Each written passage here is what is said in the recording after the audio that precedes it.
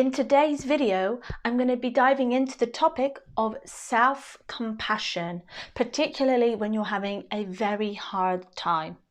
So with that being said, let's get on. Hello everybody and welcome back to another video.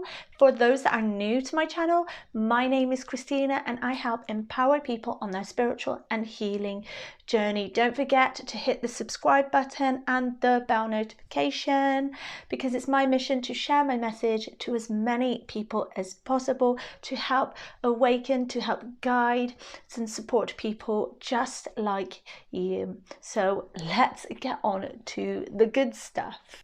Firstly, what I believe is very important here is to understand why we aren't showing ourselves any self-compassion, because we all have that inner critic when we feel guilty about something or when we feel shame about something. That internal voice, that dialogue that comes up, that will be very harsh on ourselves. It will put us down, tell us that we aren't good enough, tell us that we're a piece of shit, will be very hard and judgmental on ourselves. And the reason why this happens is for a number of reasons, but one of the main reasons is that the voice that comes up in our head is not necessarily our own voice, because that voice that is very hard on ourselves will often come from your own childhood, from your parents. It was part of your own parents' shadow aspect that was projected onto you. It was their own wounds, their own shit they had going on that then was projected onto you, and then you internalize that as your own inner dialogue. So this means whenever you make a mistake, whenever you are having a hard time, then that inner dialogue will come to the surface and remind you of how much of a piece of shit you are. So we have to think of it, well, where has this voice originated from? Because we all have that inner critic. It's healthy to have an inner dialogue, have that voice come up when we do experience guilt, because we need guilt there as a human survival mechanism. It's healthy to have guilt, so then we can learn from our mistakes and not make those stupid mistakes again.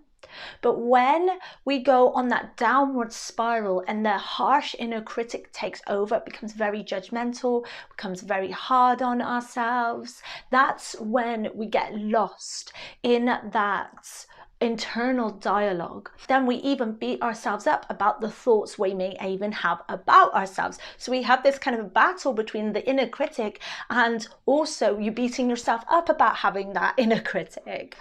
So that's when that can kind of become toxic. So I think the first key here is to realize, well, that inner voice, that inner critic may not actually be your own voice. It may have been passed down onto you. And the next reason why you may struggle to not show yourself any self-compassion is because you may have a self-worth issue, you may have an issue with self-love, and this is because you don't feel like you are good enough. So this will affect your self-worth. You don't show yourself any love, and this can even be because of your own childhood experience. Or maybe you got into a relationship where somebody put you down so much, you stopped respecting yourself. You stopped having the deep reverence for yourself to cultivate any self-compassion. So you don't honor yourself. So then you are very harsh on yourself. You put yourself down. So these are just some of the ways that we are very hard on ourselves, why we don't show ourselves any self-compassion. And I've been there plenty of times personally. Like I've said, it's normal and healthy to experience guilt. But there were so many times when I experienced a lot of mum guilt and I would beat myself up. and I wouldn't show myself any compassion. And I remember this one time I was going to a gardening centre with my sister and my niece and my own son, and it was around about Christmas time. So at this garden centre they had everything set up for Christmas. It was chaotic, it was very, very busy, and my son was around about 18 months to 2 at the time, and he just wanted to go off and explore, do his own thing as children do. They don't have a sense of like awareness, they don't understand that safety aspect. So he was just wanting to go off, and I was trying to get him to come back to me, hold my hand. It was getting busier and busier, like there were so many people, it was almost claustrophobic. And then I ended up just losing it with my son. I can't remember what I said to him, but I remember just losing it. Maybe it was something like stay here, or like be by me, or something like that. I didn't want him going off because it was extremely busy. And then he had the complete meltdown, tantrum. And then I just felt this immense guilt come over me, and I was beating myself up. I was like thinking, I'm not a good mom, I shouldn't be talking to my son like that, he doesn't deserve that. And I was coming up with all of these stories of why I am not good enough, why am I not a good mum, when that was just my own inner critic come up. It is nothing to do with myself.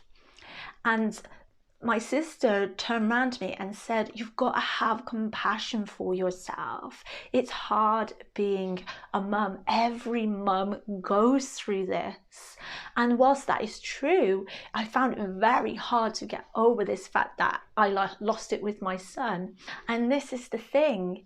It's easy for somebody else to say to you, have some self-compassion, it's okay, I get it, I see you.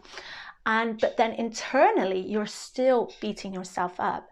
And that's also the thing, when we speak to a friend when they're having a hard time, or they've got triggered, or they're depressed, whatever it is, we show them so much compassion and empathy towards them, unless you're a total fucking asshole, I don't know, but like we show our friends compassion when they're having a hard time. But when it comes to ourselves, when we're going through an extremely difficult situation in life, we just kind of beat ourselves up. We talk to ourselves in a very harsh, negative way. And so then we become the victim. We believe ourselves to be this victim of life. But if it was your friend, you'll say so much uplifting things. You'll try and motivate them. You'll try and make them feel like they are heard and seen. So here we can think about, well, how would a friend respond to how I'm feeling? How would I respond to a friend that was feeling in my situation right now? And what I often do sometimes, if I put myself down, I kind of counteract that by saying something really uplifting out loud towards myself to empower myself again, rather than that inner critic, like being an asshole. But the main key here is acceptance. We have to start to accept that we all make mistakes. And we accept that we are all human. We're all on this ride together in this thing called life. So we're going to have our moments of expansion. We're going to have our moments of contraction. We're going to have these really like uplifting times, and we're going to have our moments of depression, anxiety, making mistakes. And that's just part of this journey. And it's a journey of evolution. So we have to accept that that is how life is, and that we all make mistakes, and that this is part of the human experience. And also what we have to accept is just where we are in life, accept who we are as a person, accept that we have just made that mistake. For example, I remember another time when I lost it with my son again. Afterwards, I remember thinking, well, there's nothing I can do about that now, apart from obviously apologize, but it's happened. It's in the past now, and I have to accept that that's happened. And when I accept, I let go of that, and then I don't beat myself up. And I actually remember sharing this as a story on my Instagram because it was very empowering, that the fact I just accepted what had happened, and I was able to get on with the rest of my day with peace and not having that guilty mum voice in my head. Because when we begin to choose acceptance, we begin to accept who we are, we accept that we've made mistakes and where we are in life. And this can really empower us. We accept that everything is the way it is. We cannot possibly change it. And when that happens, we can let things go and begin to show ourselves some self-compassion, because when we realize that we're all in this together and we're all making mistakes, we empower ourselves and we can show ourselves more compassion and be like, okay, this has happened and we can get over this. It always happens to everybody else. And I love you. We can move on. These are some of the things that we can start to say to ourselves, but it has to be done from a place of like self-love, deep reverence for ourselves. Because if we don't have that self-love, we'll never be able to show ourselves some self-compassion. If you want to go further on the topic of the inner critic, check out this video next.